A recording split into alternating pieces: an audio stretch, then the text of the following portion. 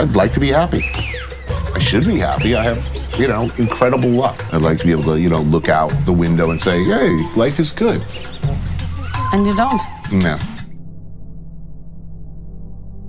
Last year, Mike Shinoda of the genre-bending band Linkin Park I tried so hard and got so far. lost his friend and the band's frontman, Chester Bennington, to suicide just weeks after celebrating a 6th #1 album. Who cares if one more light goes out in the sky of a million stars? It flickers, flickers. I'd say one feeling that I had that was really weird was a guilt for feeling sometimes mad. Mad at him sometimes a little bit, but mad about just everything else. He says he's left with a tangle of emotions. It's just chaos. Fellow travelers, this is what you want. This is what you need. This is the path to true happiness and wisdom. We ask very simple questions. What makes you happy? What do you eat? What do you like to cook?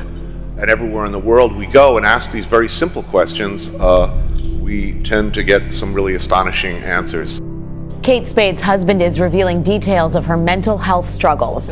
Kate's husband of 24 years, Andrew, confirming that his wife was battling depression and anxiety for years. It was a complete shock, and it clearly wasn't her. There were personal demons she was battling. Bourdain's mother tells the New York Times his close friend told her he had been in a dark mood these past couple of days. But to the outside world, there was little sign Bourdain was at risk. Depression has been called the invisible disease because there's not an X-ray we can do, there's not a blood test we can do, and so it is so prevalent and yet still so under-recognized. But having struggled with addiction, he acknowledged his demons as well. Bourdain spoke of his struggles with depression in a 2016 episode of Parts Unknown.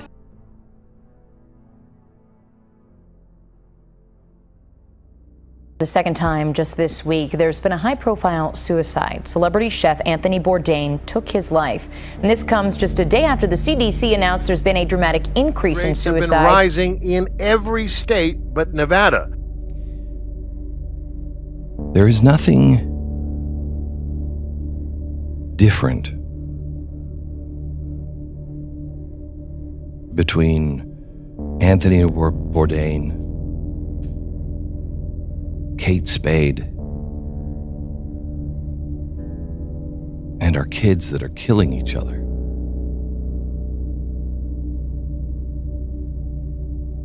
It's the same madness. Perhaps the difference is we were lucky enough with Kate Spade and Anthony Bourdain that their madness only thought that other people had value, and only they did not. It's shining a light on a topic some consider taboo. People do not like to even discuss the issue that people take their own lives. Mental illness does not discriminate. So every single person has the ability to develop a disease that they can't control. A life cut short by personal despair is a reality that's happening with increasing frequency across our country. And the news of 2 celebrity suicides this past week only hints at the dimensions of this public health crisis. What do we know about why this is happening? Well, I don't think we really have a very good handle on why the numbers are going up, but it's clear that they are going up. In half the country, the spike is more than 30%. If you were a heart doctor and a report from the CDC came out that showed a 30% increase in deaths by heart attack, it's ridiculous. I mean, how do you feel when you get these numbers? Hey, I live with it every day. It's appalling. And everybody goes, oh my goodness, what's happening? Why is this? There is something wrong. There is something deeply and profoundly wrong in our society. And we have fleeting moments, just fractions of seconds, to where that window opens up and our guard is down and we're not fighting about things. There's this moment that we can open up and go, oh my gosh, there is something really wrong. By the end of the day, experts will have all of their expert talking points. We will have all kinds of stats thrown at us. Our eyes will glaze over, or we will think, oh, well, they know. Somebody's doing something.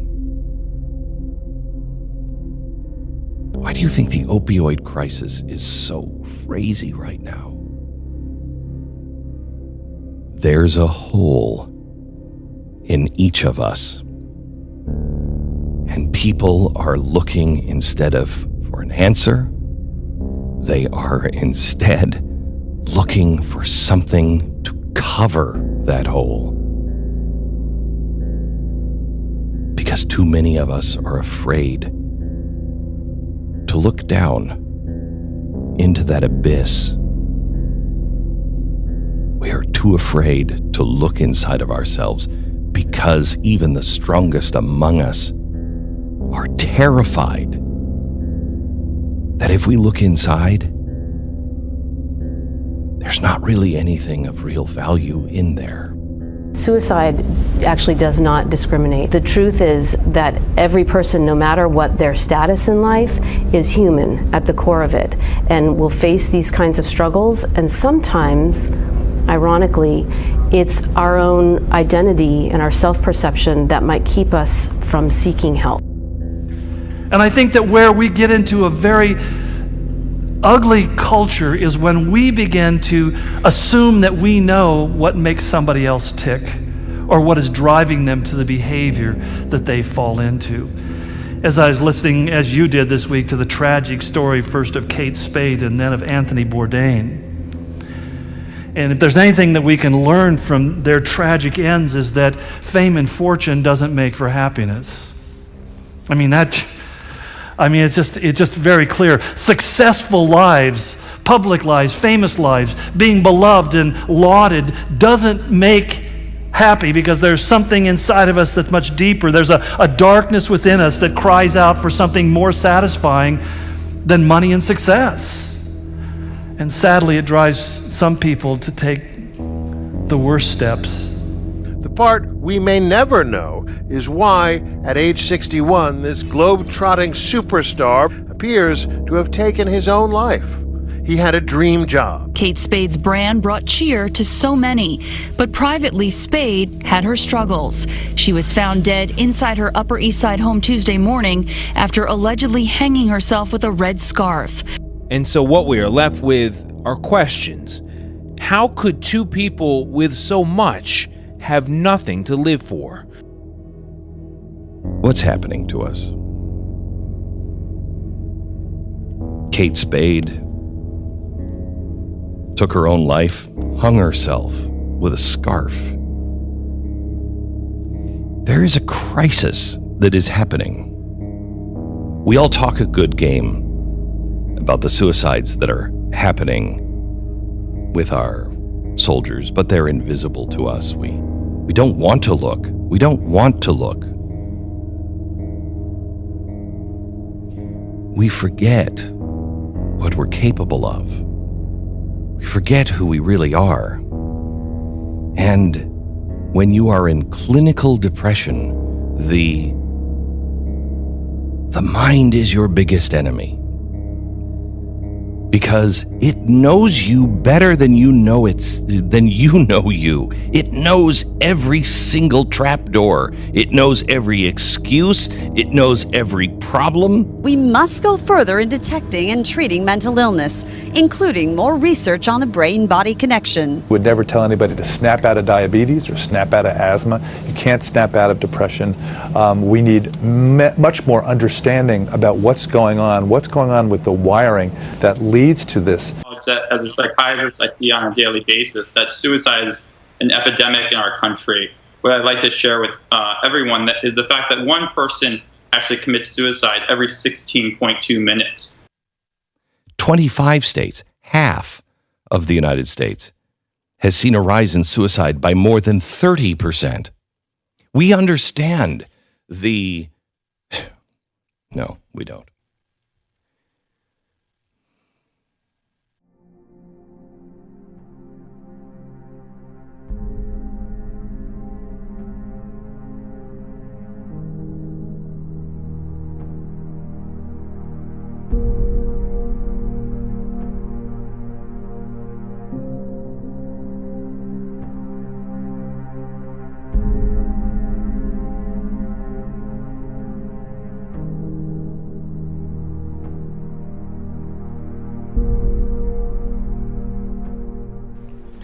But at the same time, when we sit back and do we not ask the question, but why did they do it? Well, we can guess, but I don't know. In the end, I don't know that anybody knows, but we know the action was wrong. The action was foolish. We can see the ramifications of the action. But at the same time, for me to sit and say, well, the reason he or she did what they did would be just rank speculation that doesn't help to guide, but sometimes helps to misguide. Now, the reason why that's not done more often in our private conversation is because it takes time. It takes time to sit down with somebody who's struggling and saying, look, I see what you did. Let's talk about why you did it. And let them begin to tell their story and to let out. But so often what we want to do is begin with, this was wrong, you're in sin, you need to repent, and you need to get right, and you need to... And immediately we make one thing very clear to them. We don't really care about the whys. All we care about is the what. Human behavior is controlled by why questions. Why do we do the things we do? Why did you buy the car that you bought? Why do you live in this city? Why do you have the kind of job you have? What's the why behind the things that you choose for yourself? That answers the deeper questions, a question that oftentimes we don't even ask ourselves. But God is desperately concerned with the whys we do what we do. You see, there are reasons behind behavior, and a lot of times we just want to focus on the action and speak to that action and tell people why that action is wrong and they shouldn't be doing that, when every one of us has a reason behind it. If we would just simply take the time and say, you did this, and I mean, that's obvious, I don't want to dwell on that, but I want to dwell on why did you do that? Help me understand why you made those choices and those decisions. And I find it's interesting how that we live in such an instantaneous culture. We live in a culture where if we watch the evening news, it jumps from tragedy to tragedy to tragedy to tragedy, and now this, and they go right to a commercial of some banal thing that they're advertising. And our minds begin to become conditioned to this kind of jumping quickly from thing to thing and not thinking deeply, not digging a little deeper and saying, what exactly is the story here? What is actually going on? I just tell you, there's a reason why I tend to like to read my news stories on the internet and read the entirety of the article, because usually I find the most important information is the last paragraph. And sometimes I think that's intentional. But it's easy to draw snap judgments about everything that's going on in life, even snippets of information we hear about somebody else. Did you hear that? And right away, we're caught up. And we may be operating upon something that's not even accurate. Someone once said the only exercise Christians ever get is jumping to conclusions and leaping to judgment. Maybe that's why Paul, in writing to the Philippians, he's talking about how can you have peace in your mind. He says, finally, brothers, whatever is true, think on such things. Think on things that you know to be true, not things that you just heard or might be true. Now, I know as I'm saying some of this, I am really jamming the mental gears of a lot of you people, because you're thinking, wait a minute, I function in the world of rumor. Yet, it is impossible not to judge other people's actions, because Jesus again told us, by their fruits you shall know them. But we must do it with a cautiousness and a humility, avoiding the typical pitfalls characteristic of people who are harsh in their criticisms of others. Jesus especially warned about three kinds of judgments or way of judging. And I would characterize the first as being simply rash judgment. One of the worst errors that you and I can make is to judge people rashly. Proverbs 18:13 says, "He who answers before listening, that is his folly and his shame." In other words, if you give an answer before you have all the facts, you're probably going to be embarrassed by what you've said or what you've concluded. I find this is a hard thing for most of us. Most of us see or hear something and we immediately react to it. I think how often we find, for example, in our news cycle, a snippet of a comment is posted as if it summarizes the entirety of the message, only later on to find out that it was highly redacted and highly edited to give a different impression, to sensationalize something that really had nothing to be sensationalized by. It happens all the time. People say things for certain effects. And the simple fact is, if we begin to draw conclusions without having all the facts, then we're very, very likely to draw conclusions that are incorrect.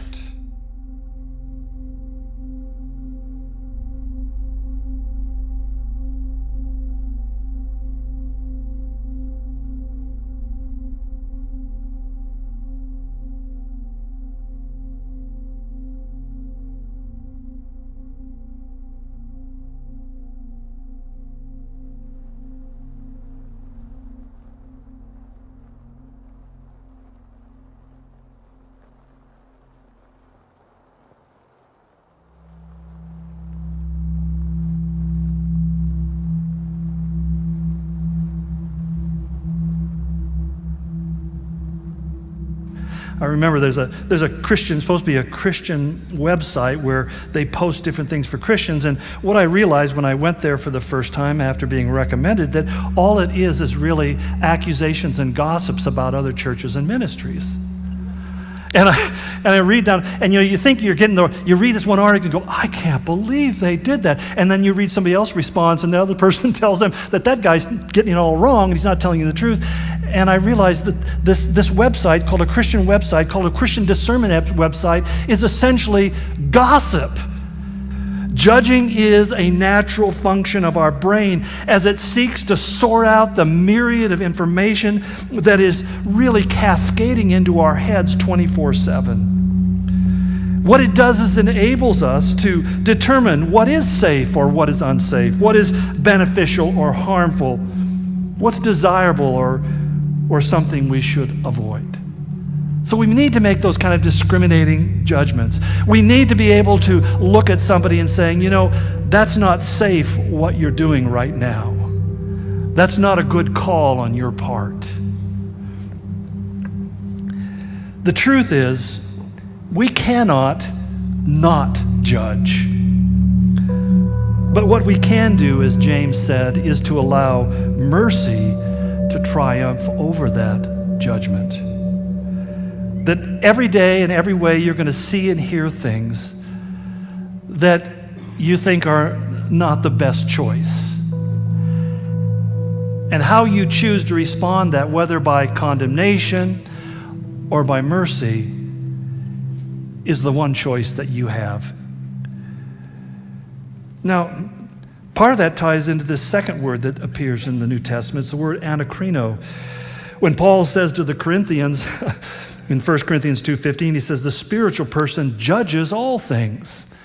This is the word anakrino, not krino, but anakrino. It has a prefix, ana. And what it basically said, it's a judgment, but it's different than just right and wrong. It's a discerning judgment. It's an examining, an investigating, a scrutinizing, an estimating, a determination. In other words, it doesn't want to bring a judgment as much as it wants to understand why the person who made the decision did so.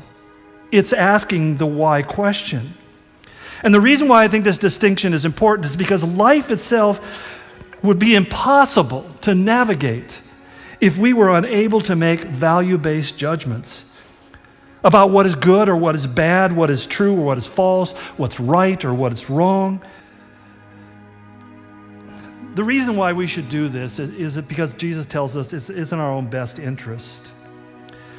Because he went on to point out that the universe kind of operates on what I call the reciprocal principle. He put it this way: with the judgment you pronounce, you will be judged, and with the measure you use, it will be measured to you. In other words, you're going to get what you give regardless. That's why Paul said to the Galatians, a man reaps what he sows. And therefore, if we know that we're going to reap whatever we sow, we follow Jesus' words where he parallels this passage in Luke's gospel, and he says, do to others as you would have them do to you. We call it the golden rule. It's not wrong to help people get the speck out of their eyes so that they can see more clearly. And all of us have times in our life where we need someone to help us to see ourselves and our life and our relationships and the world around us more clearly. Hopefully, that's what I'm doing right now. Is trying to take specks out of our eyes so that we can see the world around us more clearly. We can see each other more clearly. That we can look at each other in a way that kind of says, you're not okay and I'm not okay, but that's okay with me. That we're all damaged goods. We're all lame and limping, as Dan Allender in his wonderful book on ministry said, leading with a limp. He said, I don't trust a pastor who doesn't lead with a limp. There's something about that brokenness in our lives that should make us feel safe, because people who are openly broken in their lives aren't pretending to be something that they're not. They're not trying to draw the praise to themselves. They recognize even more than many of us do that God is the one who is good and gracious and kind, and he's the one who alone should be worshiped. That all men have feet of clay.